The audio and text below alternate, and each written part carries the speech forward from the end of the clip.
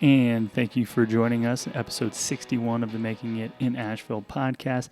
This is a very special Father's Day episode, and we are joined by Keynon Lake, the owner, operator, creator of My Daddy Taught Me That. Let's start with a quick quote by Keynon. I work two full-time jobs, so I'm still a full-time social worker because that's, I love social work, but it also is my only paid revenue, my paid income. But what I would love to do is do My Daddy Taught Me That full time. I would love to see My Daddy Taught Me That go national. I would love to see the program serve. One of the things that happens within this program is that when we take these trips that we go on, we show up in these places with 40 kids, 50 kids. People are like, oh my gosh, how are you even funded? How do you do this? How is this happening? We need one of those programs here, and so, every quarter at least, every month or two, we get phone calls from different states and different cities. Like, look, we heard about you guys. Are you guys planning to start one in Charlotte? Are you guys planning to start one in Greenville, South Carolina? What would it take to get one here? And so, what we've said is that we want to be able to do consulting and doing this nationally. But we, first of all, have to make sure that the foundation is built here first. We have to move to a program. We cannot continue to be a program that's solely based on volunteers. It won't sustain itself. It won't work. We have to put people in positions that are being employed and paid. I can't continue to be to do 100% of My Daddy Taught Me That.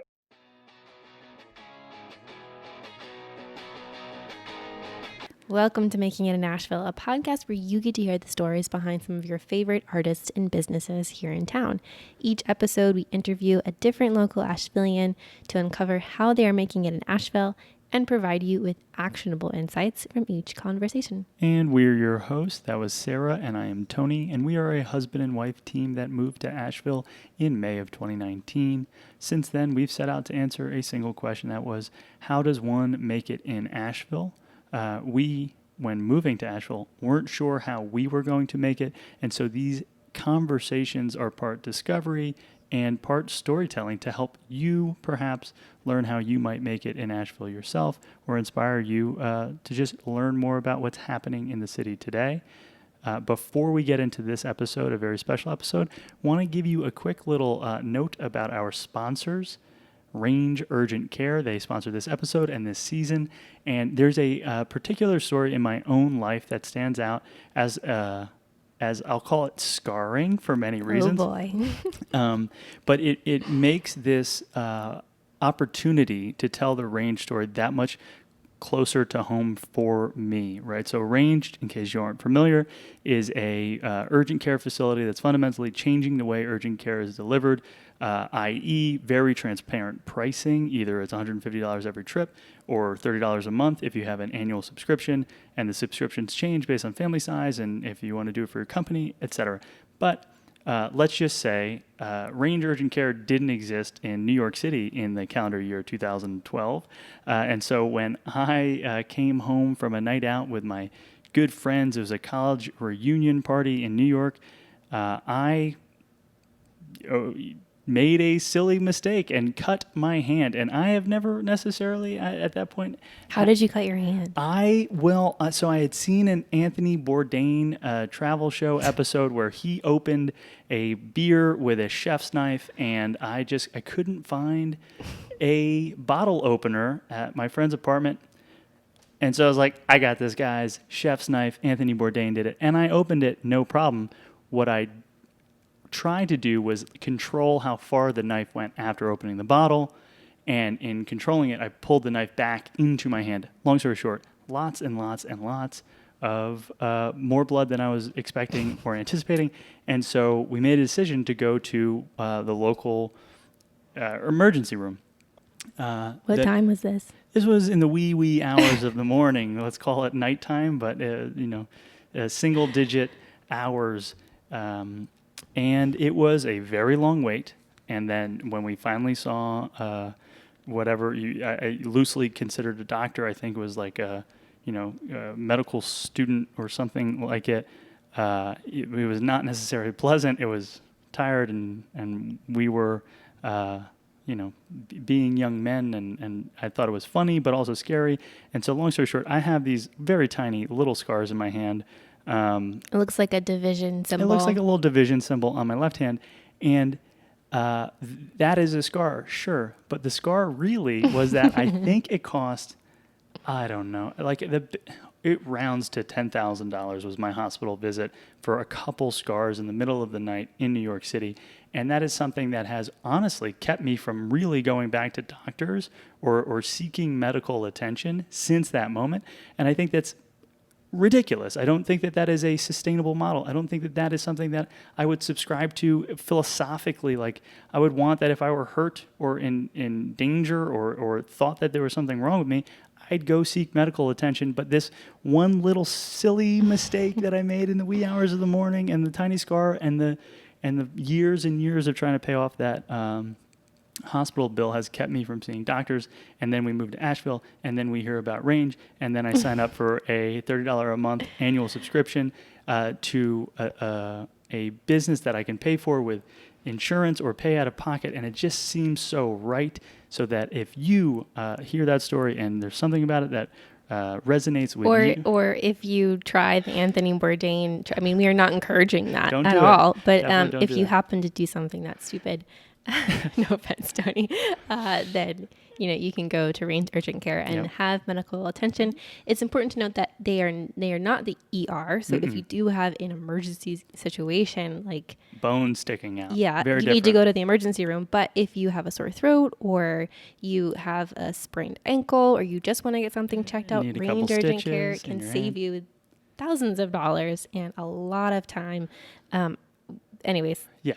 So we talked a lot about yeah, Range, we've loved them, and we're so thankful for their sponsorship in this season. So I wanted to tell that quick story as we round out this season, because it's something that I've alluded to now a number of times in some of these pre-episode intro kind of shout outs. And so what we'll conclude with is, if this story is something that you could see yourself doing or have done in the past, and you want a better solution, we welcome you to visit makingitinashville.com/range.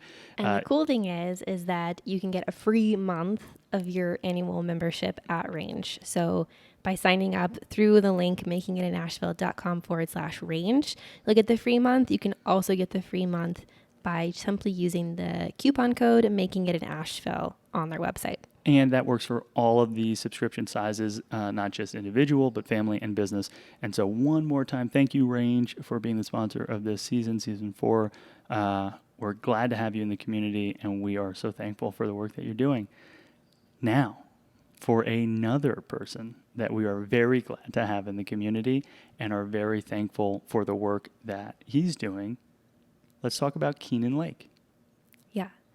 So we have come across the program. My sister taught me that, and my daddy taught me that a couple of times, and I've been really interested in learning more about the founder. And Keynon is the founder of My Daddy Taught Me That, and we're going to talk more about what that program is. But cool thing is, Keynon is a lifelong Ashevillean. He's lived here his entire life, so he's seen a lot of changes, and we talk a little bit about those changes that he's seen in the episode. He's a father of 2, as well as, I guess, a father of over 100 different kids here in Asheville through the program. Yeah, so the program My Daddy Taught Me That is a version of an after-school program focused on enriching young men and helping them transition, I'd say, from boys into young men by creating very real adult male mentor relationships. And we go into great detail on some of the programs and ways that My Daddy Taught Me That teaches and empowers these young men. And so this episode's particularly special. I think that the model that you will hear that Keynon is creating and showing, I guess, to the young men in our community is incredibly powerful. Creates for a very safe space for these young men as they ask tough questions, and the retention is incredibly high, and all of these great things are happening. We just are very excited to share this story with you, our listeners.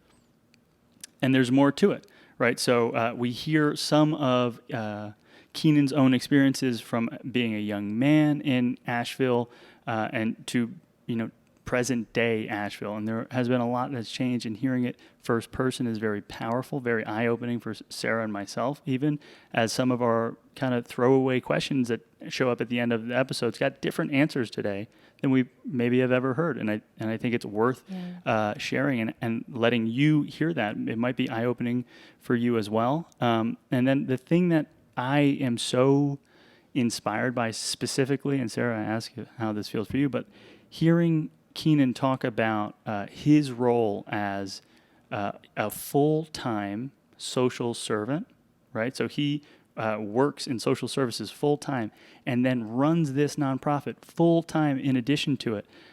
His days look incredibly hard to me and long, and the burden of the responsibility that he bears to these young people is so seemingly heavy that I am amazed and inspired by the service that he brings to this community. It was an incredible gut check as we were listening and talking about how much more there is for me personally, I'll just say me, to do and to give in the community. I love this story. I can't wait to share it. Yeah, no, I definitely feel the same way. And the last thing that we'll say is this is a really interesting example of someone with an entrepreneurial spirit in a different way, right? Because Keynon started this sort of nonprofit program, which is all volunteer based, because he saw that there was a need in the community for young children to have mentors and people to look up to, and a place to go and a place where they can talk about whatever issues are coming up in their lives.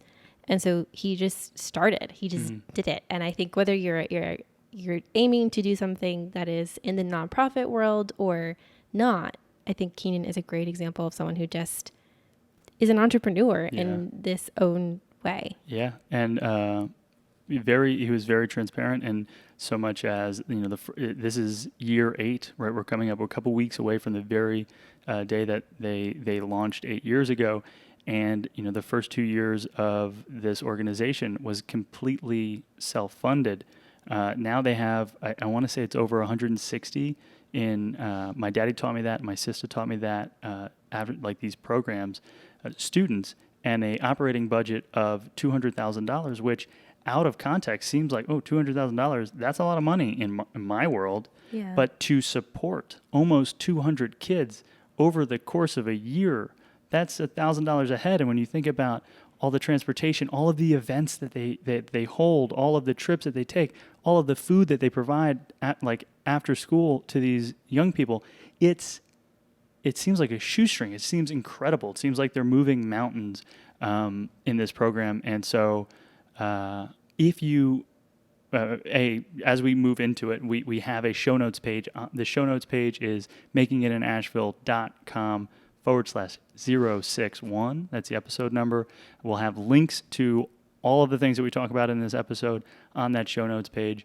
But without further ado, we'll just get into this episode with Keynon Lake of My Daddy Taught Me That. Please enjoy.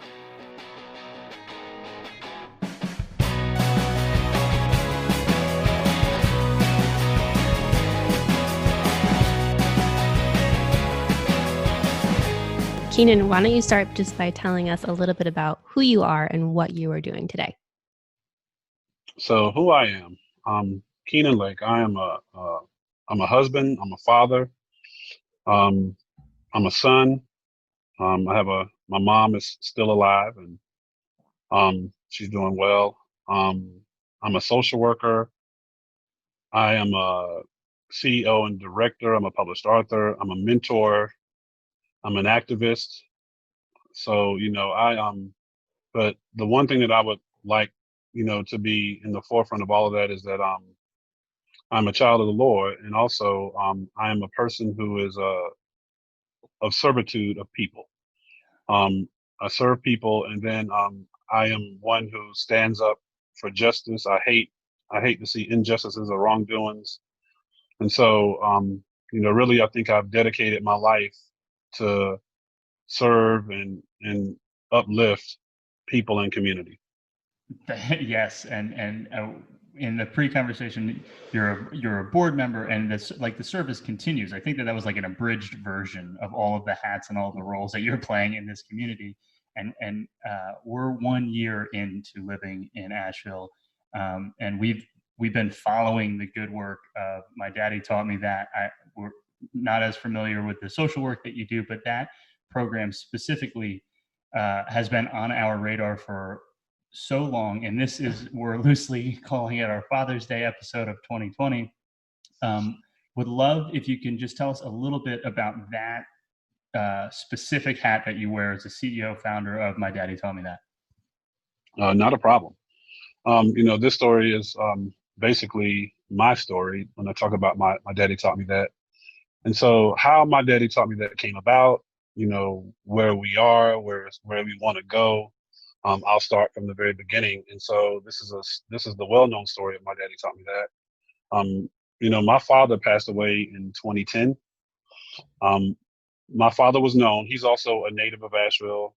He was, known as an activist and did a lot of work, but he was, greatly known for two things. One, playing with the original Harlem Globetrotters. Amazing. So he played with Curly Neal, Meadowlark Lemon, all those guys. And so growing up, seeing those guys in the dressing room and, coming to the home and so, seeing that was really amazing. But to me also, seeing a different hat that my dad wore. He worked for 30 years at the Juvenile Evaluation Center as a social worker and, working with delinquent teens and youth and stuff like that. And so I saw my dad, I never got a chance to see him play basketball. I got a chance to, I was too young and wasn't around, but then, heard the stories. But then the father that I got a chance to see was the activist, the man in the community. And so, and the loving father and the loving husband, he was dedicated to my mother. The two of them raised me. I was truly blessed to be raised in a two-parent home. We grew up in a lower middle class family. Both my mom and my dad worked for the state at the juvenile center. And so, was just truly blessed to be in the home with both my parents and, and receive the love that I received. As a social worker, I started as a social worker in 2000, the 2003, 2004 was my first year as a social worker with the county. So for about 10 years, I've done child protective service social work dealing with neglected and abused kids. Over the last 7 years has been more community engagement. But the journey began when, I started seeing things, early on as a social worker. And what I mean by seeing things was that, as a social worker, particularly dealing with neglected and abused kids, I'm in the homes of people all around the county, and dealing with, as an investigator, going and doing investigations on, neglect and abuse cases. And I started seeing that there were a lot of homes that just weren't, they were single parent homes. There were no men in these homes. And I'm like, what's happening? So just taking a mental note of that. And then when my dad passed away in 2010, it was like, wow, like, okay, what can I do? And so I ended up writing an article to the newspaper. And it was basically just a tone to my dad, to the community and to my dad, like what he meant to the family, what he meant to me, the works that he did, the accolades that he did for the community.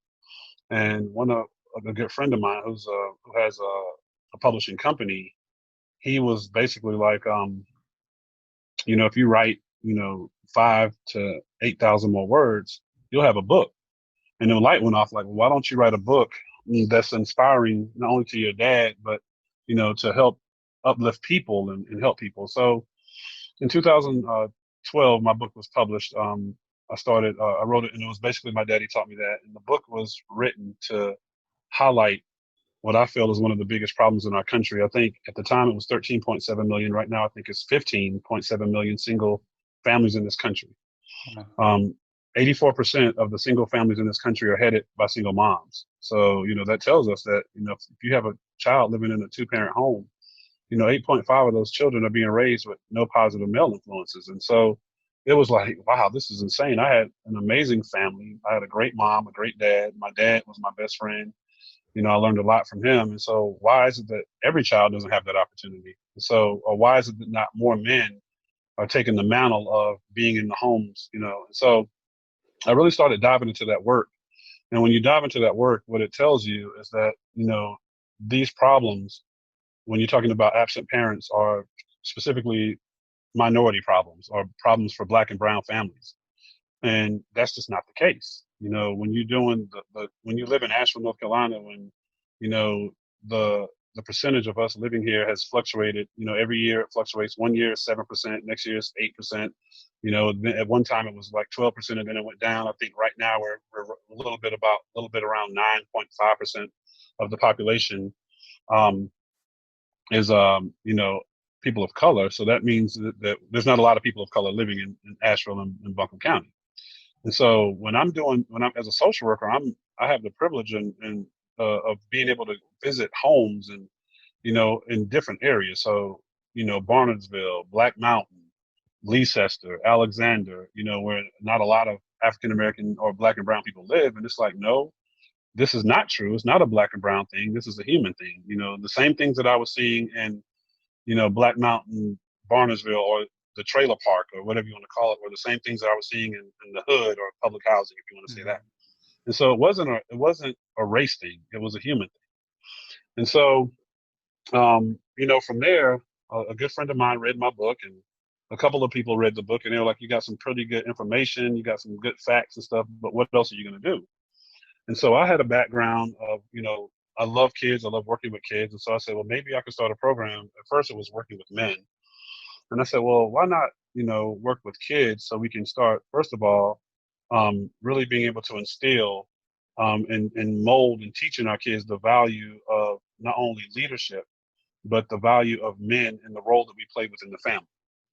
At the same time, the pipeline to prison was really becoming evident, and in the prison, the penal system was really, that was coming down with, African American, particularly African American men, were being targeted at a much more higher rate.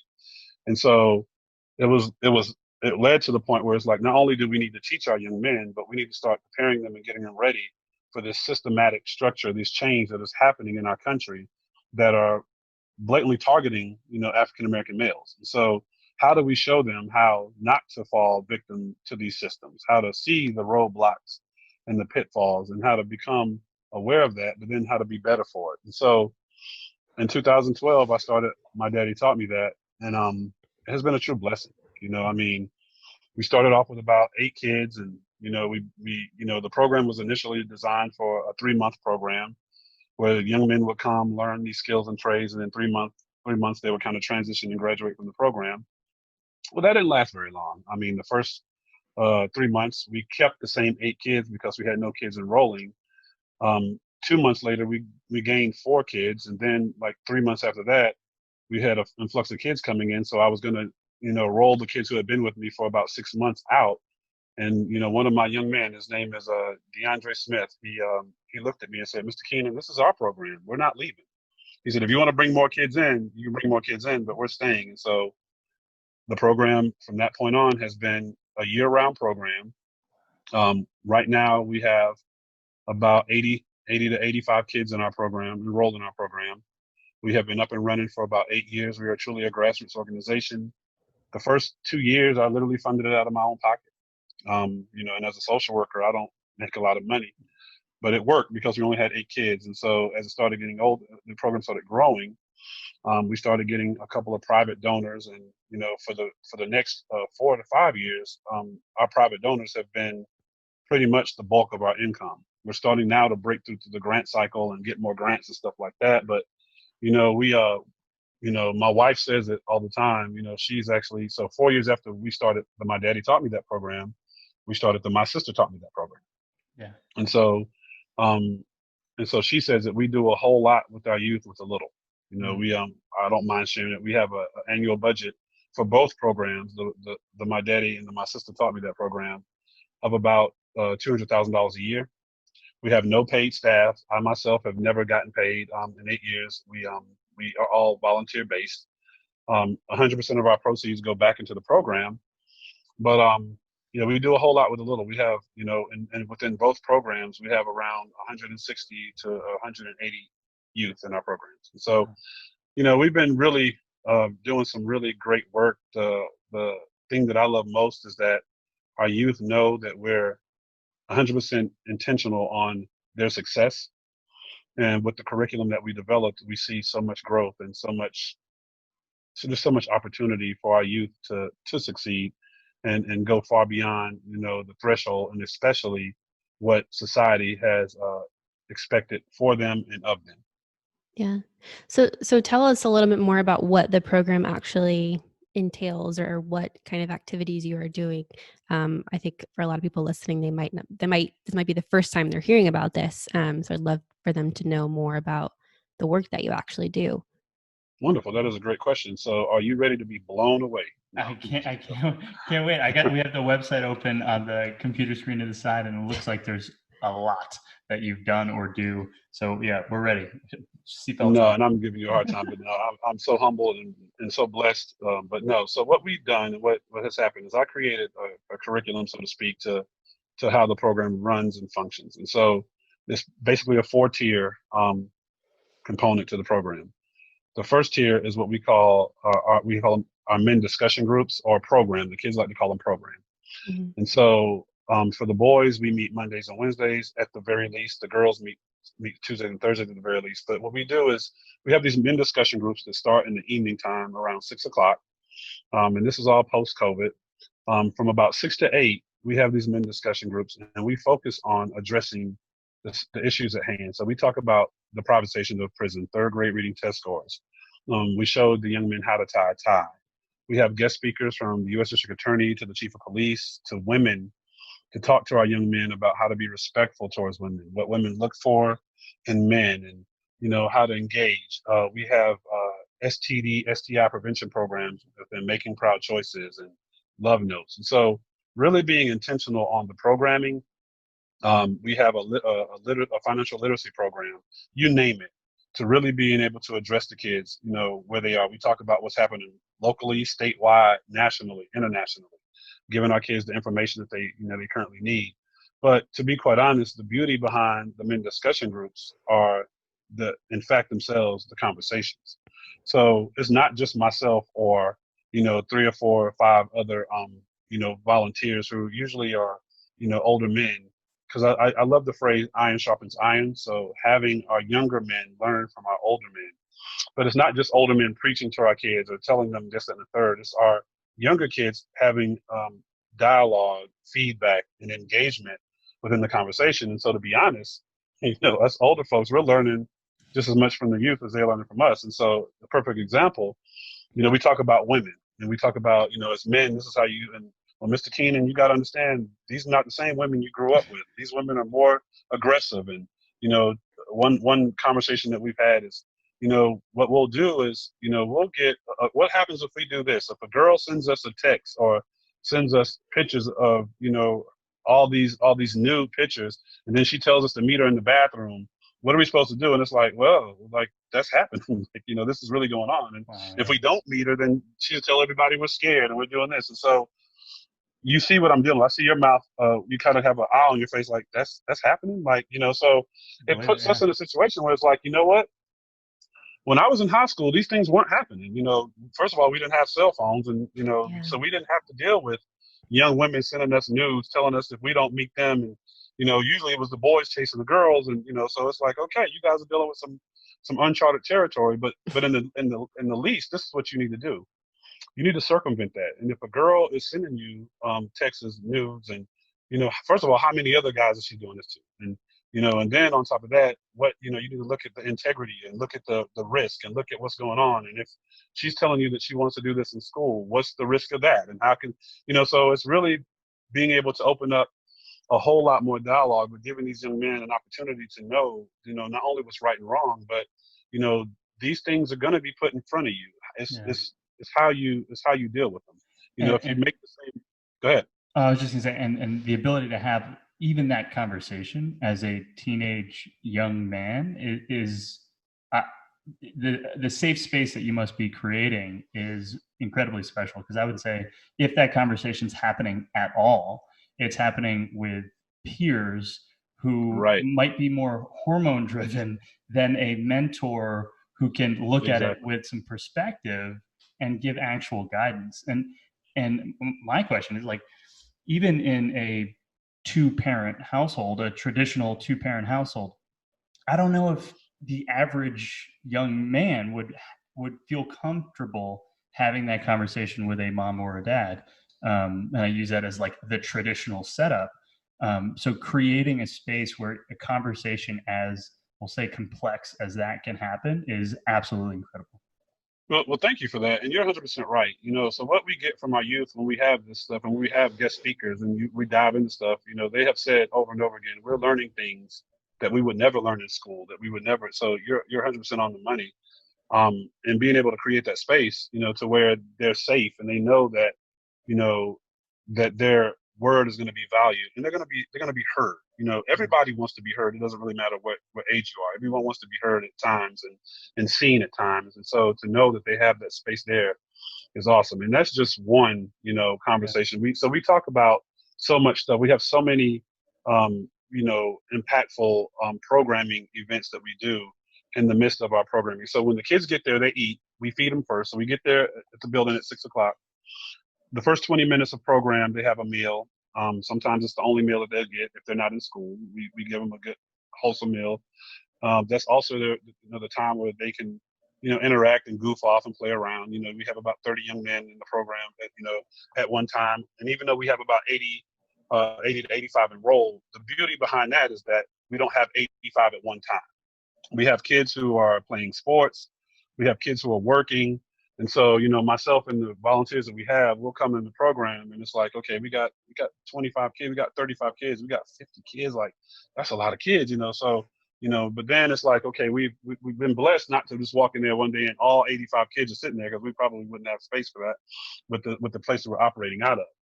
And so, but it's just been a really beautiful thing seeing our kids not only transform.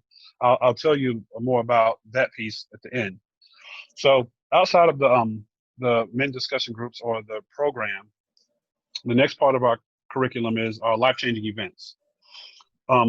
That's also the carrot of our program for our youth. The life-changing events are basically, I'm a native of Asheville. I was born here, raised here. Asheville's my home. I was blessed to get away and play a little, go to college and play basketball. And, I was able to play a little basketball overseas, and dip into that professional arena for a spell. But, a lot of our youth are products of their environment. And all they do is go home and go to school. And then Asheville does not show true diversity. It does not. There's no, not unless, it depends on what diversity you're looking for. But when you're talking about race and color and stuff like that, Asheville does not, in my opinion, does not show true diversity. So really being able to get these kids off this mountain, really being able to show them not only what other folks in the world are doing. So we go to Carolina Panther football games and Charlotte Hornet basketball games. We go to museums and we go to Atlanta, a lot to the Martin Luther King exhibit. And, but one of the other things we do is that, 3 times a year, we take our kids, we do college campus tours for all of our high school kids, and really being able to expose them to school and letting them get a feel for that. One of the things that we've done over the last 3 or 4 years is during Black History Month, we take about 40 kids, both from the boys, 20 from the boys, 20 from the girls. To last year, we went to Selma, Alabama, and walked across the Pettus Bridge. Literally, we were shoulder to shoulder with Jesse Jackson. 10 feet in front of us was Hillary Clinton and Cory Booker. And so William Barber was there. So really being able to expose these kids to that. The year before that, we went to New Orleans, where we went to the Whitley Plantation, and then we went to a couple of museums. And so really being able to expose our kids. We went to Missouri that in 2018. 2015, we took, 50 kids to the Million Man March. So really being able to expose these young men to different things. Again, not only showing them what the rest of the world is doing and people outside of Asheville are doing, but also showing them what people who look like them are doing off this mountain. So they can see that, there are areas, Atlanta, Charlotte, DC, where there are higher concentrations of African-American people who are thriving, who are doing well. And so you can see that, because if you can see it, you can achieve it. Yeah. And so the next component is our education piece. Literally, we've partnered with every kid who goes to school in this, and my daddy taught me that program.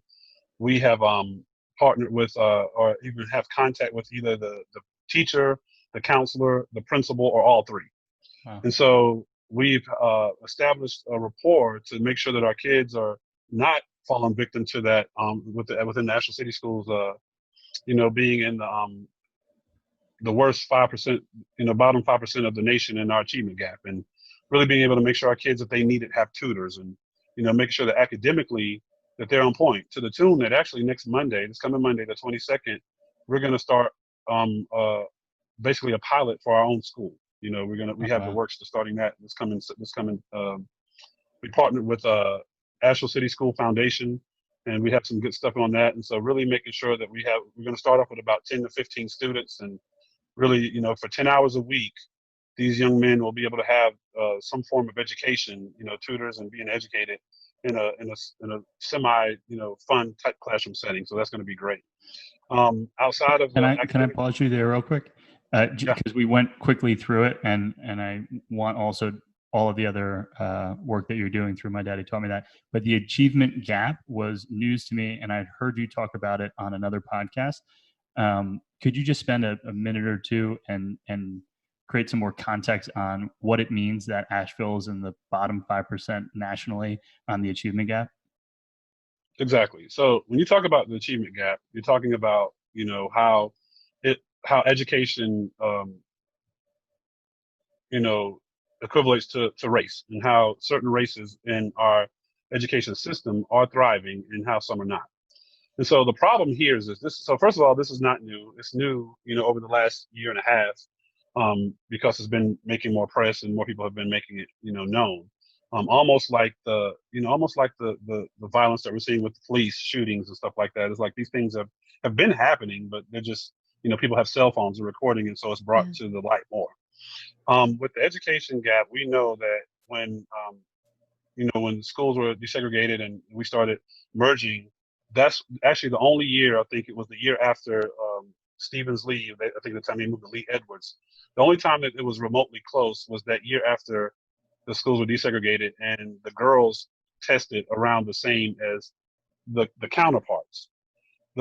After that, the numbers have consistently decreased and have been getting worse and worse, to the point where it's literally becoming, criminal. Like, and so the numbers, it's like when you have, 85%, 87% of the counterparts, being able to pass and being on or above grade level, and then you're having, 13%, it's like, of those, folks of color not being on grade level and being below grade level or being just passed through. The system that Bush created, no kid left behind, is still out there. When you're just passing kids through, even if the kid is not passing academically, we're going to push them through, knowing that they're not ready to be in the grade that they're supposed to be going to. And so we have seen that. The other problem with that is this.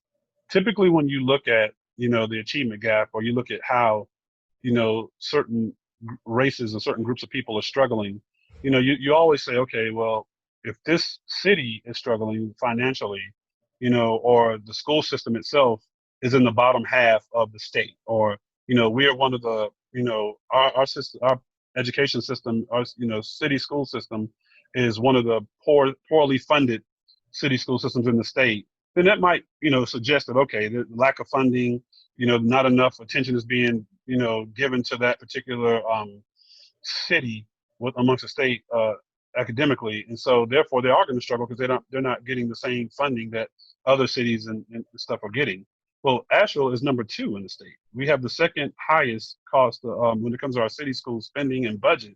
We're number 2, and so we have the second highest funding for our city school system, and we're in the bottom 5% in the nation. That poses a problem. Yeah. And to me, what it says is that if it's not a funding issue, we have plenty of funding to address this. It then becomes intentional. It then becomes that we're really not focused on seeing, youth of color succeed academically. Yeah. And so, it's just no other way around it. It's like, if we know that this has been here, we know that these things have been, happening, and we know that we have the resources, we have the money, we have all these things to rectify it, but it's not been rectified and it's continuing to get worse, then that's intentional. Yeah. And so for me, it's basically because I do think across the country, that our education system needs to be revised. Mm-hmm. You know, the same way that I went to school, I graduated high school in '96, I graduated college in 2000, but the same way I think education has been taught needs to change. You know, you can't sit in front of a chalkboard with, you know, a classroom, you know, and just write on the chalkboard and expect our youth to get it. Not with the exception of the conception of like cell phones, you know, computers, and Yeah. these kids have access to everything we have access to. They can get on their computers and learn just like we can get on our computers and learn. So you have to be more intentional. I will say today's youth, their attention span is not what it used to be. They're ready to play video games. They're ready to do this. So what's going to grab their attention? You know, you can't just sit and lecture them, you know, for an hour and a half and think that's going to work. And so I think, you know, hands-on, being more, getting our kids moving around. You know, one of the things, you know, we talk about the Ron Clark Academy in Atlanta. They do a very good job of, you know, getting the kids interactive, moving around, you know, so they can learn and be more effective. We have to, you know, think about different ways we teach, but also we have to make sure that it's being not only inclusive, but we're making sure that we're reaching everybody. And so we also know that, you know, different structures of group, different races have different learning structures, different ways to learn. And so we need to be able to capture that and make sure that we're addressing that. And that's not been the case, particularly here, you know, with the way that we're experiencing our education system here. Yeah. With that being said, the last component of our program has been our job training. And to date, that's our biggest program. We invest the most money in our job training program. And how that works is this. 6 years ago, we started our job training program where we had 7 to 8 kids throughout the summer, some of our older kids at the time. We partnered them with an electrician, a carpenter, a plumber, and a painter, and we paid them $10 an hour for 10 hours a week to learn these skills and trades. And it was really good because the kids were able to learn money. You know, just quite frankly, all of our kids are not going to go to school. They're not going to go to college. And so what kind of skills can you have if you're not going to college where you can be able to survive and make an honest living in this world? With the conception of the merchant grant, which we got 4 years ago, and we got it 4 years in a row, it's been a true blessing. We have been able to expand our job training program exponentially to where now we have about 30 to 40 young people going through our job training program yearly. And so what we did, we expanded it to not only those, you know, carpentry and electrician and plumbing and stuff like that, but we had about 15 kids over the last 2 or 3 years working at the WNC rescue mission. We had extended that to computer coding, lawn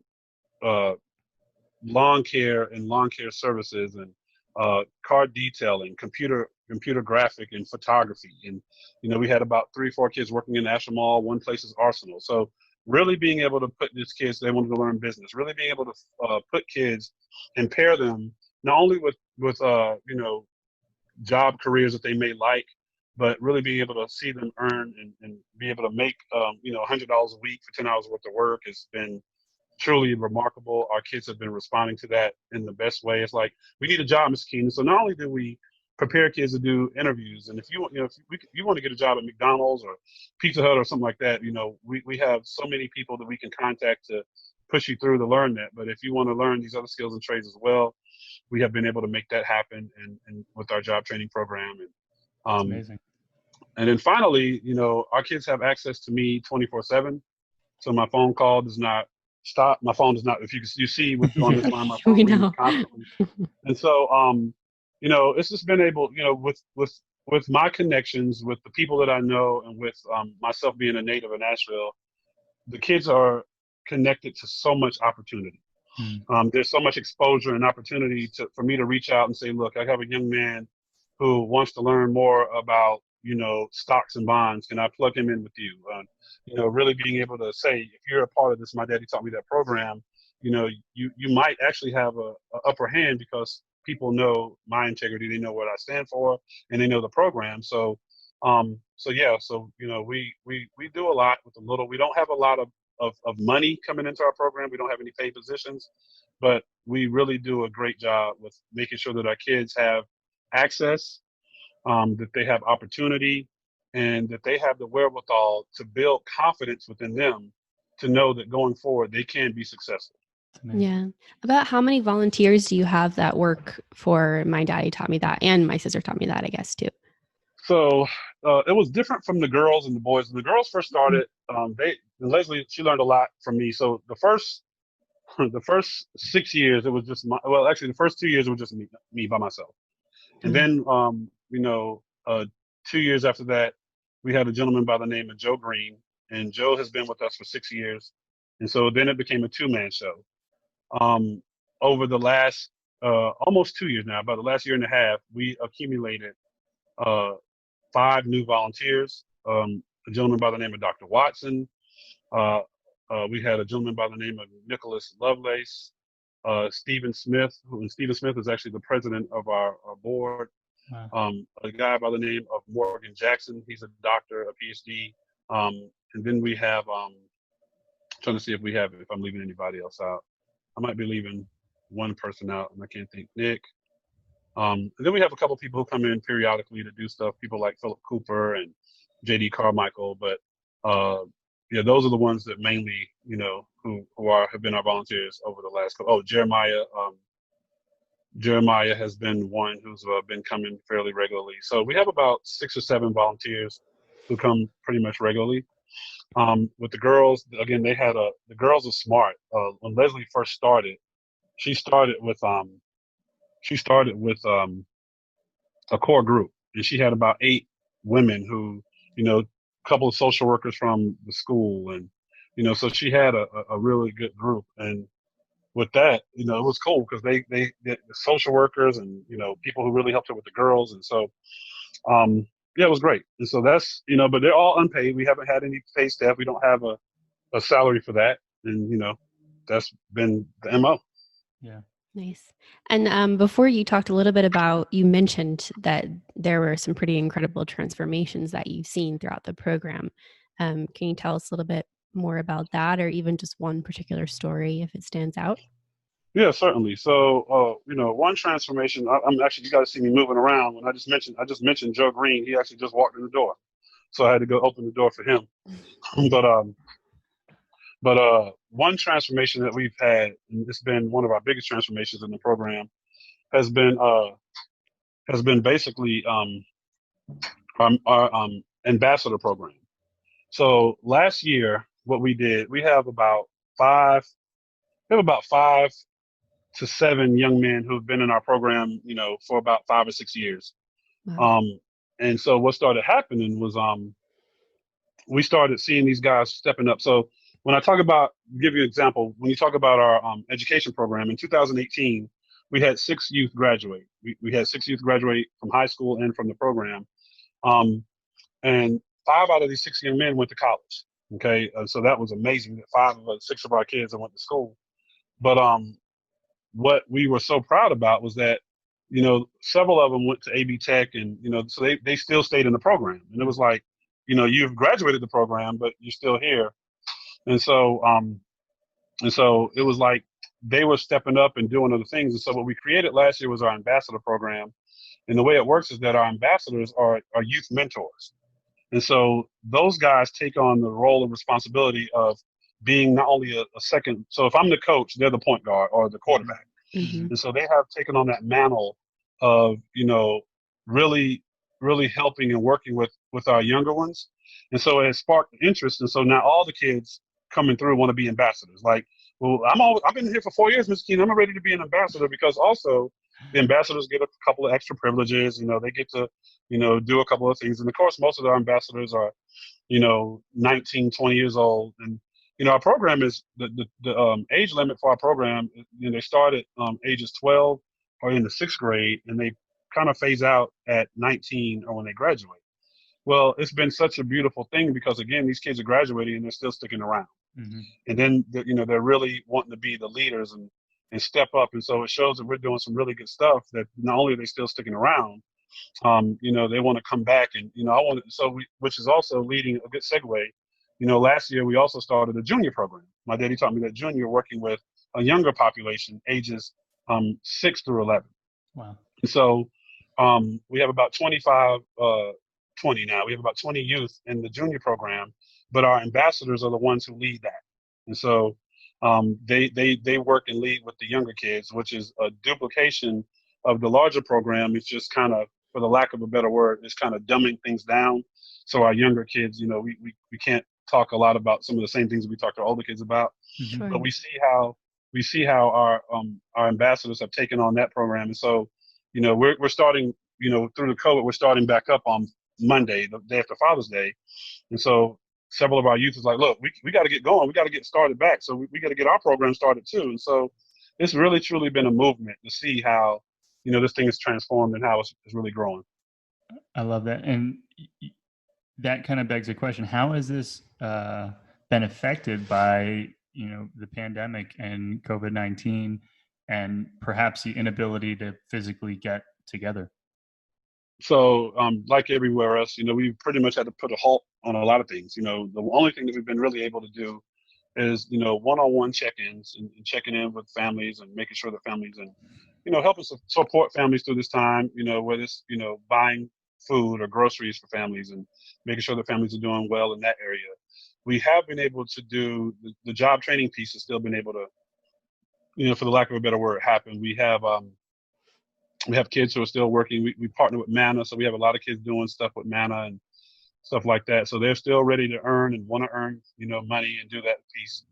But the bulk of the program, particularly the meeting, we can't have 35, 40 kids in a space, at this time, or haven't throughout the whole COVID time. And so I will say that it has been hard, for our kids. A lot of these kids, people don't understand. If you have somewhere that you're supposed to be, or you're gonna, at the very least, our kids see us at least, like I said, at the very least 2 to 3 times a week, on average, probably about 4 or 5 times a week. And so what happens is, what happens is these kids, even though you have a kid who might, be into something that he shouldn't be in or whatever, it's still an accountability piece. And so these young folks want to be accountable and want people to hold them accountable. Yeah. And so it's like, okay, you know what? I know I shouldn't be doing X, Y, and Z, and I can't do X, Y, and Z because I'm gonna see Mr. Keynon and Mr. Joe and that group. I'm gonna see those guys, tomorrow. So, or they might get back to them, or this and the third. So it's basically, you see that our kids are not being held accountable. They don't have, they miss being in a group, the camaraderie, the activities.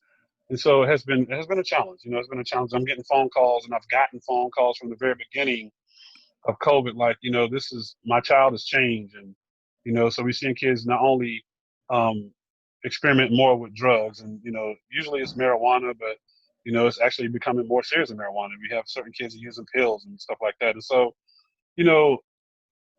we as adults are struggling with this whole social distancing, and, so, we as adults are struggling. So it's not only impacting our youth, it's impacting them in ways where, they had to miss the whole second half of school. And so I can't see my girlfriend or my boyfriend or my friends, period.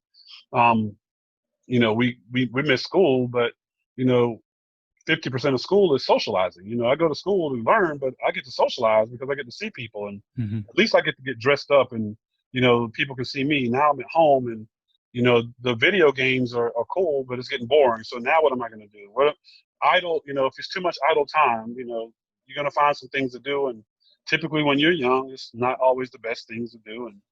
And so we've seen a struggle. We've seen a lot of kids that are spiraling, and we continue to push and try to work through this. So I don't think we're exempt to COVID-19. We have been struggling just like every other organization and or business, and just like, people in general. Yeah. So given that, what's coming up in the future, and both, in the next few months as you sort of start to slowly open things back up again, but also in the long term? Yeah. So what we're planning, and again, this whole pandemic has been so crazy. You just don't know. Right now, you're hearing the numbers are rising again, and Yeah. so how is that going to affect? We're supposed to, not next week. I think it's the 29th or 30th. The state is supposed to go to phase 3. They're saying that may not happen now because of the numbers rising. But what we're planning to do is start program the 22nd, the day after Father's Day. We won't have 30 to 40 kids in there. We probably will have 15 to 20. that we have enough space where we can kind of socially distance. We'll do all of the protective, cautionary things, stages and steps that we can, where we have all the kids in a mask, that they'll be spaced out enough to where, they're not, up on top of each other. And we'll also have, when the kids enter through the front door, they'll be tested with the fever, make sure they don't hide and all this kind of stuff. And so that's the mindset right now, is really just to slowly kind of open back up, try to find ways to do more outdoor activities and stuff like that. But really start trying to get back in the swing of things, and just trying to have some kind of, normal functioning going on. And so from there, it's really hard to say, what the plans are when you're so unsure about what you're able to do, what you can do, and the direction that the country's going in. Mm-hmm. When, not only with just the pandemic, but with everything else we're seeing, with the racial division, and the whole, this whole thing, this, in my opinion, just surrounded by hate. And so, we still want to, our mission has never changed and will never waver. We're still 100% doing what we're supposed to do. But as far as, how the future looks, is still kind of sketchy and uncertain when we have so many unknowns and things that we can't control. Yeah. I think that is true for all businesses, as you said, and all groups at this point. It's just the work might be consistent, but how we go about attempting to do that work will most certainly be changing. A question for, to go back like to before My Daddy Taught Me That, before you wrote the book, before you started this organization, you want to tell some more about growing up in Asheville, and maybe attempt to paint a picture for two white people who moved here a year ago and are trying to do our part to understand Asheville's history? Certainly.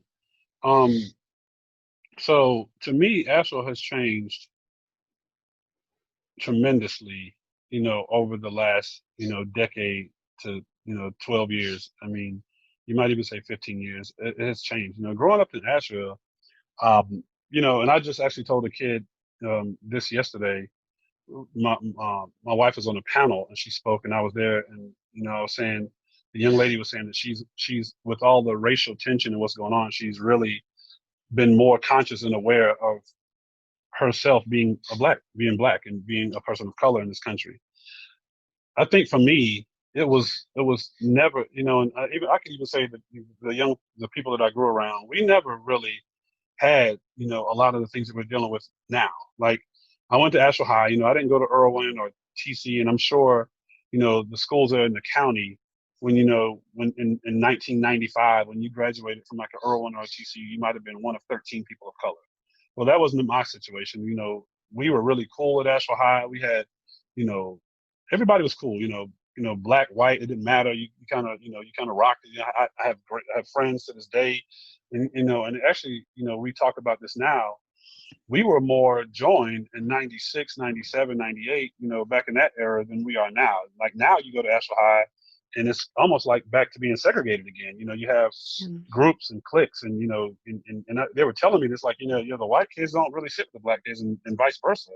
And it's like, are you kidding me? Like, what happened? Like, this is it's crazy. Like, we're going backwards. So, I wasn't really aware of anything. And I will also greatly say that my childhood, my dad and my mom, they protected me from that. So I didn't really, and probably I would say this too, growing up with the father that I had, who was kind of a local hero, I might have not even been subjected to a lot of things just because of my last name or because of who he was, so growing up here, it was cool. I could go anywhere. I had no problems. I was never racially profiled. It was, you heard about certain things, but it was cool. It wasn't like, there was no division, at least from what I saw. The first time that I noticed Asheville being super white was after, so I went to two colleges. I went to the University of Tennessee, Chattanooga, my freshman year, and had a great time there. We made it to the Sweet 16 playing basketball. And Wow. But my next 3 years, I went to NCCU, which is North Carolina Central University. I have Mr. Joe Green sitting here. He went to A&T, which is not so great.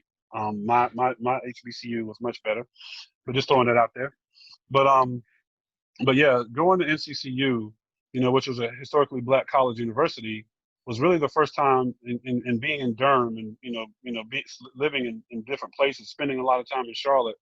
It was the first time that I got a chance to see that there are not a lot of people of color in Asheville. It was like, wow, Asheville really is a lot of white people. Like, what's happened? When did this? And so you're oblivious to it when you're living in it because you didn't know. And so what I would say is this though. Over the last, and a lot of people may say, well, this stuff was always here. It was just hidden very well. It was covert, it was, and it very well may be true. It probably always was, but again, you're younger, you're not exposed to it, you don't see it. But what I will say is this, and this may sum it up in a nutshell. As a social worker who works for the county and have been working with the county for 17 years, as a man who's a native of Asheville and who a lot of people knows, for either basketball or the work that I've done or do with my daddy taught me that, from the legacy that my father left, from the legacy that I'm building, from the people that I know, there's still a glass ceiling in Asheville, North Carolina that I can't get through as a black man. And this is my hometown. And so has there been situations, or are there situations, do I see situations where color is played out? Yes, I do. It's very obvious now. And just from this, let me just throw this out to you. I've never been a conspiracy theorist. I've never been one that's woe is me. I've never been that guy that the white man is out to get me, and that's never been my case. I've never been that guy. To this day, there's still a faux pas about black people coming downtown Asheville. Why don't we see black people in Asheville? So I work in Asheville, downtown Asheville. I don't have a problem. I'm comfortable in downtown Asheville where I know certain people who look like me aren't. So like I said earlier, I've been able to go anywhere in Asheville and feel comfortable, within the city limits. Now, as a social worker, there are places that I don't feel comfortable, like Barnesville and Sandy Mush and, the rural areas where, you're right, I don't feel comfortable in those places. But, you go 30 miles, to Madison County, and you might not want to be a person of color there after hours. This is the bottom line. There are stories that I could share as a social worker when I was in Barnesville and have been told, like, why are you out here? And you're not supposed to be out here. And if you're out here after dark, it's not going to be good for you, and, stuff like that. And so these things are true. But the point that I'm trying to make is this. When you are the, number 2 in the country in gentrification behind Charleston, South Carolina, you have the 5th worst achievement gap in the country. When you're talking about businesses, the city of Asheville from 2012 to 2017, in that 5-year span, for supply diversity, gave away $118 million for businesses. $115 million went to white-only businesses. 1.3 million went to Hispanic businesses. 580,000 went to African American businesses. They paid the company to do the disparity study from Ohio $380,000 to do the study for 1 year. They paid them almost more to do the study in 1 year than they gave the entire black community in 5 for their businesses. And so when you start to look at the disparities, when you start to look at the numbers, if you look, I think, 5 years ago per capita, Biltmore Forest was the richest place in America per capita. So these, when you have money, when you have resources, when you have, we only have 89,000 people living in Asheville, North Carolina. We have, tourism dollars, $2 billion a year. Last year, Asheville, North Carolina, we're on the Forbes number 6 place in the world to visit. 2015, 2016, Good Morning America dubbed Asheville, North Carolina the number 1 place in America to visit, and then they came back the number 1 place in America to live. And so you see all these things going on, but when you start to see the disparities, when you start to see that, it's not equity or equality, or, you start to see all these things, and it makes you wonder, like, okay, this is my hometown, but really, to be quite honest, either we're being systematically removed, there's no place here for you, and do the powers that be really care about you? And so these are things that are in my world that are prevalent. It's like, wow, like, okay, I really growing up here, again, either it was so covertly hidden, or now it's like, and maybe it's even just the climate of the country. I'm not one to really get into politics, but since we're on the subject, with our, with the chief and commander, in my opinion, spewing hate and division, is this just what's happening here trickling down? You can look at it either way, but again, when you start to see all the things that are not adding up, when you talk about the business, you talk about the education, you talk about gentrification, you talk about all these things, you know, um, it is what it is, and it just speaks for itself. Yeah, those numbers are so substantial that to your point, and I think this is your language, it's hard not to assume that there's some intention behind uh, behind it, and that's eye-opening for us. I mean, we for a long time would have said, admitted that we were in a honeymoon phase with Asheville. Like we moved here, we before moving here, we lived in Bed-Stuy, Brooklyn. Excuse me. And we're very aware, and one of the things that we kept trying to like meditate on and think about is the idea of like leaving a place better than you found it, and trying to, in some small acts or in some way, add value to a community that we knew we were going to be transient in. And one of our hopes was, in moving to Asheville, that we could actually or intentionally lay down some roots and attempt to truly spend time creating value. And one of the sayings that I always think about is like leaving a place better than you found it, because you don't know when you can come back this way again. And for the longest part of the last year, it was just honeymoon, and like we weren't necessarily either seeing or choosing not to see any of the bad bits. And I think that there's been a really powerful and important, and something that we're thankful for, is change over the last, specifically 2 months during this pandemic and the last several weeks. That is going to empower us, I think, to be actually able to add value to this community over time. Let me add two things really quickly. So I think it was 2000, maybe 16. I think it was 2016, 17. We got approached to do a documentary on My Daddy Taught Me That, and I think they did like a 9-minute video clip, and the name of the documentary was going to be called Beneath the Veneer. And so what they wanted to focus on was that, Asheville, which Asheville does a very good job of exactly what you said. You get sucked in, and you see the commercials. Just as a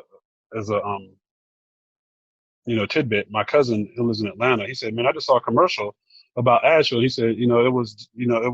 He said, "I'm gonna be honest with you. I didn't see one black person in the commercial. One person of color." He said, "So that draws people here, particularly if you're like, okay, I want to live in a place, and so that's one thing. But when, like I said, Asheville draws you into the beautiful mountains, the Grove Park Inn, the Biltmore House, and the outdoors and stuff like that. But beneath the veneer, there's a lot going on that is really truly hidden, and so Asheville does a good job of hiding it, because our biggest revenue is tourism. The tourism dollars and so we can't have tourists thinking that the locals or the natives are being treated, some kind of way. So let's hide that. And so let's hide that by focusing more on I talked about the Forbes magazine every year. Rachel Ray, Emerald, we're on their top 10 list of foods. So there's all these great things happening in Asheville, but at whose expense? Or who's suffering the most? So, and then I would love to say this too, while I have the audience. I appreciate what you said about coming in and seeing things, and then this being the pandemic, and then the last couple of weeks. I think this is true though going forward. People of color have been subjected to this for a long time, not just the last month or the last 2 weeks. And so while we appreciate, particularly, to give you an example, there have, over these last couple of weeks, we did a post about 2 weeks ago where we had a couple of the young men cleaning up. And so we have gotten an outpour of support, and that's great. We need it. We need support in a worse way. We appreciate it. We love it. But don't just support because of the climate of the country. Yeah. Don't just support, the next 2 or 3 weeks because, forgive me for saying it, but those poor black people, and we're starting to see now, and oh my, no, don't support, and then a month later or 2 months later, it's back to business as usual. Yeah. Like what I tell people is this, you know, there has to be an intentional partnership between allies and people of color because we're not going to do it by ourselves. We're not going. We have to be intentional on working together, bridging the gap, and removing those stigmas and the hatred or the root or the mindset to divide. Because if that happens, then as much as you guys respect the program, as much as you guys are trying, what'll happen is the world will put you here in the box, and they'll put me Mm-hmm. here in a box, and then we're supposed to fight each other because we don't look alike. Right. Yeah. And that's not how it's going to happen. We have to work together intentionally, not just because the egos are high, or excuse me, emotions are high, but this has to be something that's ongoing to where a year from now I can say, Sarah, hey, how are you guys doing? What's going on? And this is what we've been doing. How have you guys been doing? Or you guys are like, look, we had this conversation with Keynon Lake on June the 18th, and we visited his program 3 times, and this is Mm-hmm. how those kids are doing. This is what's happening. So, and then vice versa, you guys need to check out, this podcast and see what the good work is. So it has to be intentional, and we have to be able to say that we're in this together in order for this to succeed and work collectively. That's my opinion. Yeah. Let me ask you, do you feel optimistic with, I know that there's obviously a lot of awareness now and we want that to continue into the future, but are you optimistic because of everything that's happening now, or what do you think is, for the future? A little both. I'm optimistic. So I think this. I think that um, I think that George Floyd was it was different. Yeah. Okay, have we seen police officers shoot and kill or whatever the case may be? Particularly black men of color. That's been happening since Emmett Till. Okay, to be quite honest, Yeah. um, that has happened before. There was just a recent situation where the young man got shot in the back in Atlanta, Georgia, last week. And so, even after George Floyd, this stuff is still happening. I think the difference is this, though. I think the difference is the way it happened. So, even George Floyd wasn't the first person to get choked out or, you know, by police. We know that happened with Eric Garner as well. But the problem that I think is, again, the 8-minute video that showed this happening. And so it put onus on the world to say, you know what, this can't be the case. Um, and so with that, I'm optimistic saying going forward, I think seeing that in that light, it transformed some people's minds. Like, wow, like, you hear about the shootings. I might have not paid attention to that, or, what was going on, or, maybe the guy was resisting arrest, or, whatever. But seeing a person in handcuffs with their back and someone's, with their knee on their neck and all that kind of stuff, it just plays out differently in your mind. And it's a visual, or it's like, we can't continue to do this. Yeah. And so to your question, I think that there are some things that are going to change intentionally. However, I also think that, again, this is just a hot topic. This is the flavor of the month, and what'll normally happen is that, you know, typically what happens, and again, forgive me, Trump will do something outlandish, and then the world will be like, "Oh my God, I can't believe Trump did that," and then the media will shift, and Yeah. they'll talk about something that's happening in the media that doesn't pertain, to either black men or black people or Black Lives Matter. That the whole thing will shift, and then it'll be on to the next one. And so I think that, again, so I don't really think I answered your question. I think it's kind of in the middle. I think that I'm optimistic, but we've been here. Yeah. Yeah. And so it's kind of more like the proof is in the pudding. I would rather see it than than to say, okay, you know what? And so yeah. Yeah. That makes perfect sense from where I'm standing.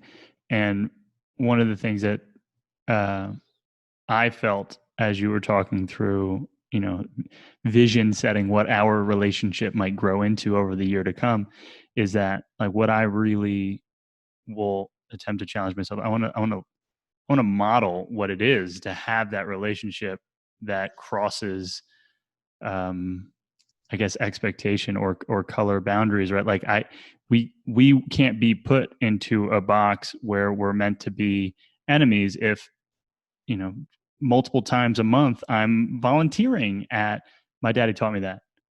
Right. And then the example that is set to the young people is Tony's cool. It's not like, it doesn't need to be much more than that. Like, I respect that guy. He shows up. And so that is, I think that what I'm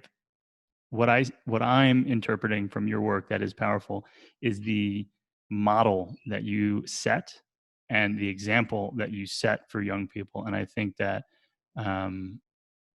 with all like long-term aspirations of change, has a ton to do with what are you exposed to, what do you see modeled for you, um, and and I feel that, I can't go back to kind of living in my little bubble, um, and just trying to grow our business and on our own make it in Asheville.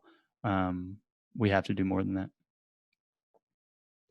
So, Keynon, we're going to move a hard pivot into what we call the speed round, which is not really a speed round. It's just a few questions that are a little bit more fun and potentially, hopefully. So, Keynon, you've lived here your entire life. Tell us a little bit about, if you had to identify one place in Asheville that you would take visitors to, that you had friends or family coming in, where would you go? One place in Asheville, to visit, if I was bringing people here, let's see, where would I go? Wow.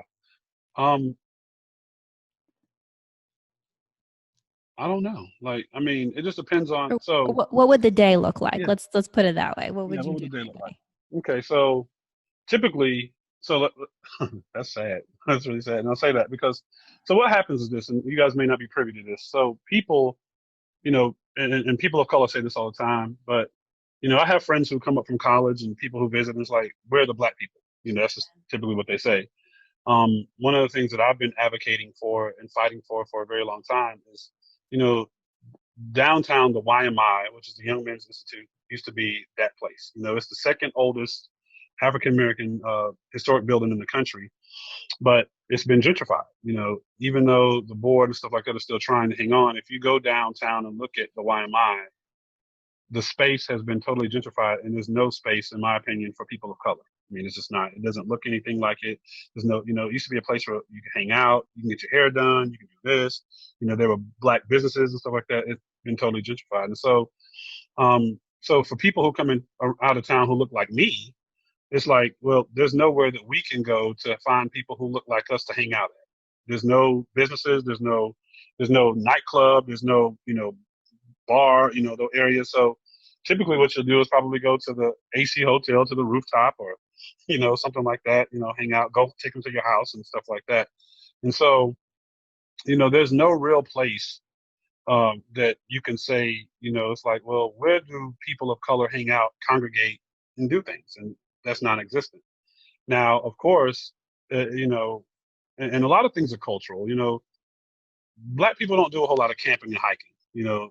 That's just the gravity of it. And so Asheville's a place to go camping and hiking, and stuff like that, and outdoorsy stuff. And I'm and from my world, let me rephrase that. I don't want to say black people, because there are some black people like, I hike, I camp, but typically my friends are not going to be camping and hiking. They want to, they want to do stuff differently. They want to, go to stuff. And right now, of course, with the climate of the country, there's not much you can do.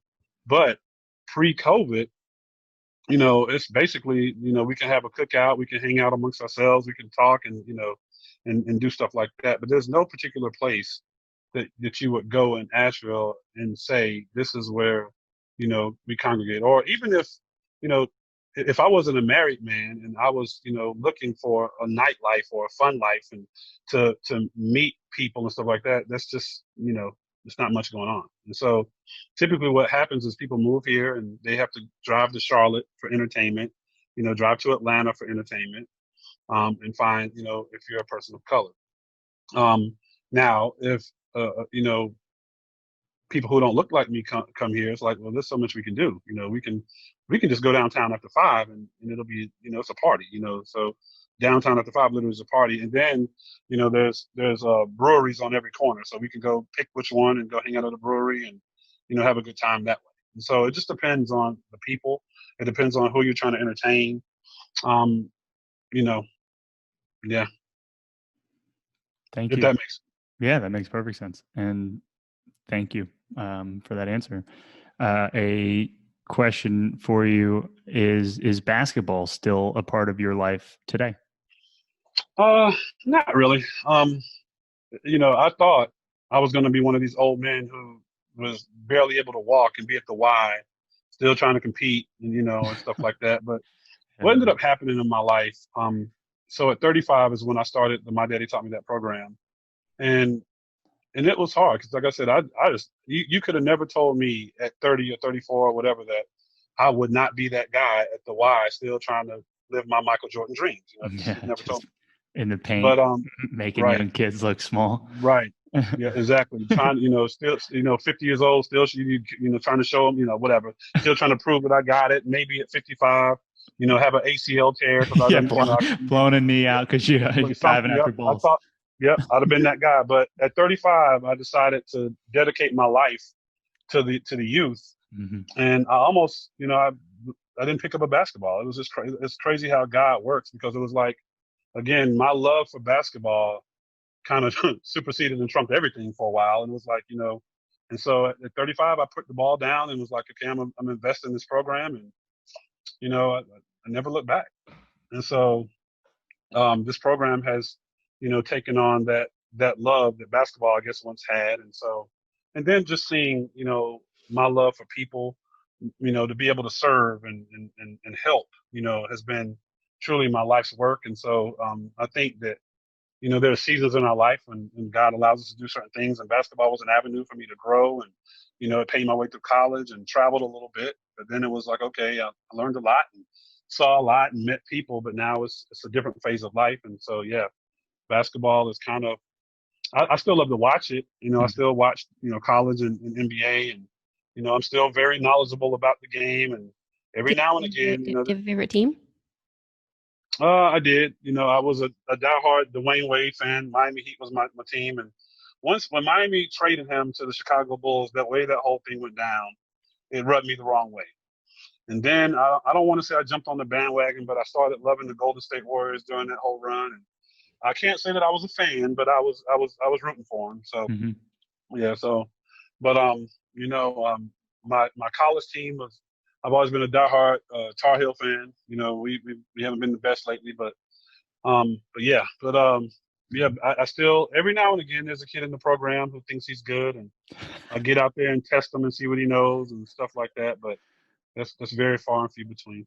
Thank People you. have asked me about coaching and stuff like that, and Yeah. even with that, it's a thing. So when you play on a certain level, coaching to me is frustrating, particularly in this day and age, simply because our young folks, they don't take the time. Some of our young folks don't take the time to put in the work. They want to be LeBron James and Kobe Bryant overnight. And so, it's like, no, you got to spend countless hours. So that frustrates me. But then also, I think I will always have, like, you're not doing it right. Get out of the way. I'll do it myself. And so that's not, Mm-hmm. and I'm too old. So I got to get out. So it's like, no, I don't want to coach either. Yeah. I will train here and there and help out, give pointers and stuff like that. But no, I kind of let basketball kind of go.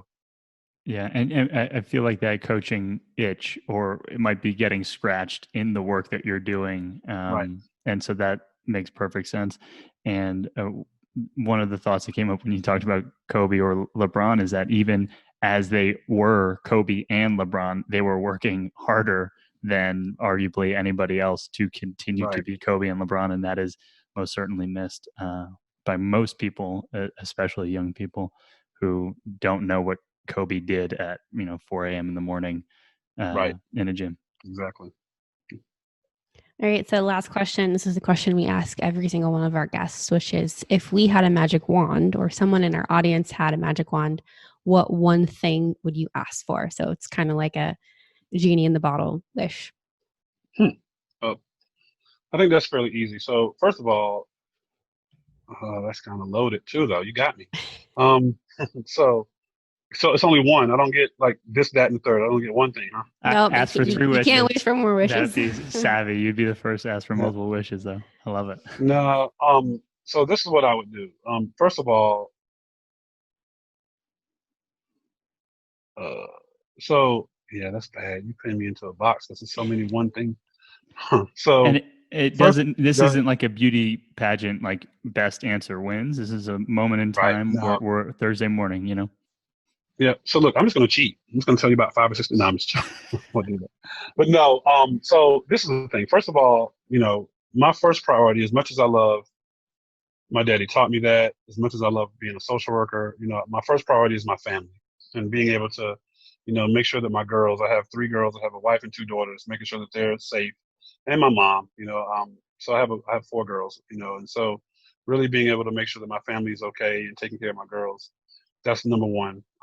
And actually being able to do a better job of that, when you dedicate your life to servitude, a lot of times your family takes a back seat. And so the second thing is, so the magic wand would include taking care of my girls, making sure that, our youth and the people, parents, youth, people in general, get the opportunities and service that they need. But then, for me, I work 2 full-time jobs, so I'm still a full-time social worker because that's, I love social work, but it also is my only paid revenue, my paid income. But what I would love to do is do my daddy taught me that full time. I would love to see my daddy taught me that go national. I would love to see the program serve. One of the things that happens within this program is that when we take these trips that we go on, we show up in these places with 40 kids, 50 kids. People are like, oh my gosh, how are you even funded? How do you do this? How is this happening? We need one of those programs here, and so, every quarter at least, every month or two, we get phone calls from different states and different cities. Like, look, we heard about you guys. Are you guys planning to start one in Charlotte? Are you guys planning to start one in Greenville, South Carolina? What would it take to get one here? And so, what we've said is that we want to be able to do consulting and doing this nationally. But we, first of all, have to make sure that the foundation is built here first. We have to move to a program. We cannot continue to be a program that's solely based on volunteers. It won't sustain itself. It won't work. We have to put people in positions that are being employed and play. I can't continue to be to do 100% of my daddy taught me that. We have a pretty good board, but you know when the program starts, I pick up kids. So we pick up kids before program, which I leave work on certain cases sometimes about 30 minutes to an hour early. I won't take a lunch. I'll leave work. I spend an hour picking up kids. We get to the spot. I spend the next 2 hours, leading the discussions in the program, and then I spend another hour and a half dropping kids off at home. And so, we Leslie does the same thing with her program. And so, in order for these programs to continue to grow and thrive, we have done again some really great work, but we have to really start being able to have more revenue, to have a funding stream where we have paid staff, we have people in positions to be a grant writer, to do these things. And so to have this program go national, I think would be amazing. Not only just from, for the 2 standpoints, to be honest, the first standpoint would be to truly have young people across the country benefit from what we're doing here in Asheville, North Carolina. And the second reason would be to see something that you nurtured and grew from its infancy stage to take on a national presence would just be like, oh my gosh, the dream of the little man still works. You don't have to be a national corporation or the YMCA or something like that to do something nationally. You can start as a grassroots organization and build something. And this is a model that has standed the test of time and has proven that. And so, you know, that will be my wish, my magic wand wish. Wishes, I guess. I did kind of cheat maybe, but yeah. Thank you. That's, I think, a great wish or wishes. So now for the actual final question is how, if a listener heard your story today, fell in love, how do they connect with you on the internet, World Wide Web, or however is best?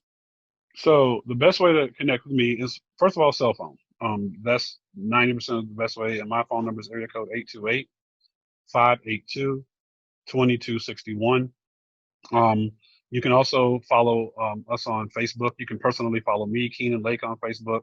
My personal Facebook is probably 80% of my daddy taught me that.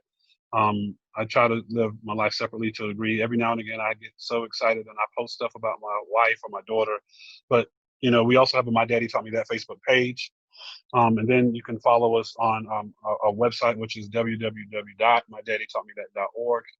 And then we're on Instagram as well. So, yeah, we have all those platforms that you can follow us, what we're doing, see what we're doing. But what I also tell people is that, either pre-COVID, hopefully soon post-COVID, would be, we do not have a closed door policy. Come and check us out. Come see what we're doing. Shoot me a call. Like, hey, Keynon, I was thinking about coming to visit you guys, and then I can give you, some. Just depends. Sometimes we don't have program because I might get caught up at work, and can't and have to cancel a program. But so I tell people, if you want to come and just see what we're doing, hang out, come and eat dinner with us. We welcome the community to do that. So people can see, people can know, and then people can start, ultimately it's about building relationships with these youth. And so once you build relationships and build rapport, then, things can go a long way. And so, yeah. Great. Thanks so much, Keynon. We'll have Well, links. no, thank you guys. Thank you guys for having me on. I greatly appreciate it. Enjoyed it.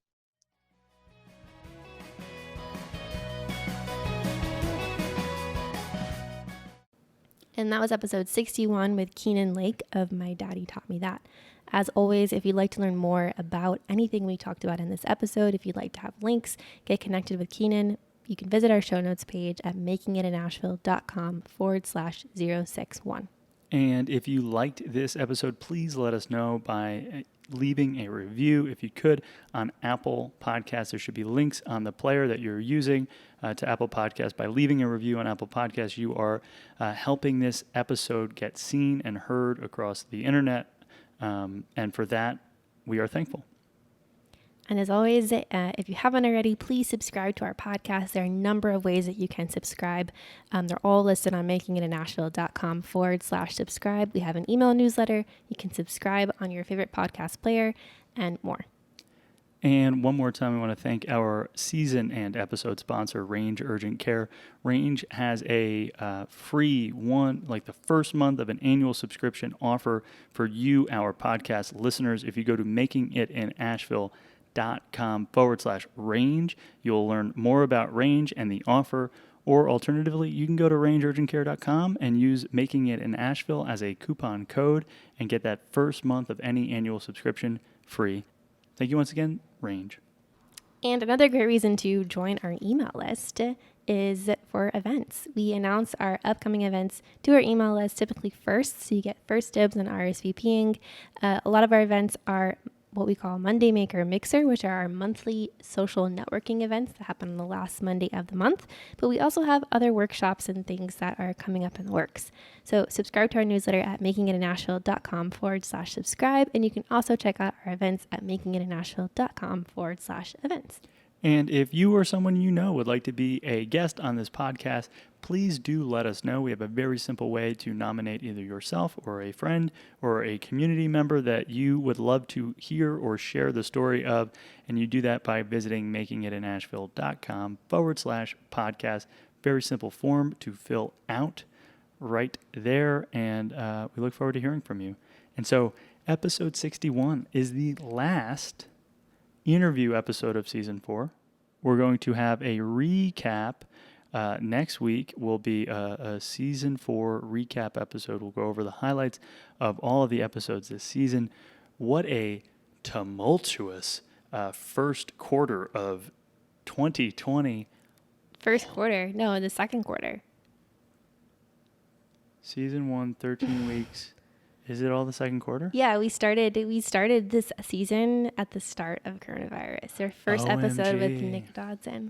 Yeah. Yeah, wow. Where is the time Time gone? flies. Holy smokes. Yeah, so Q2 2020. whirlwind, such a whirlwind that I thought it was Q1. But yeah, looking forward to spending some time and honestly sitting with these episodes and recapping them. So if you're perhaps new to the podcast and you made it all the way back here into the cheap seats of episode 61, we thank you for joining us. The next episode is going to be a great high-level recap of all of the episodes, tell you a little bit more about what's coming up in the future of Making It in Asheville. We have some big announcements on a personal side for us, as well as on a professional side. It's our business is changing. So excited to talk to you next week.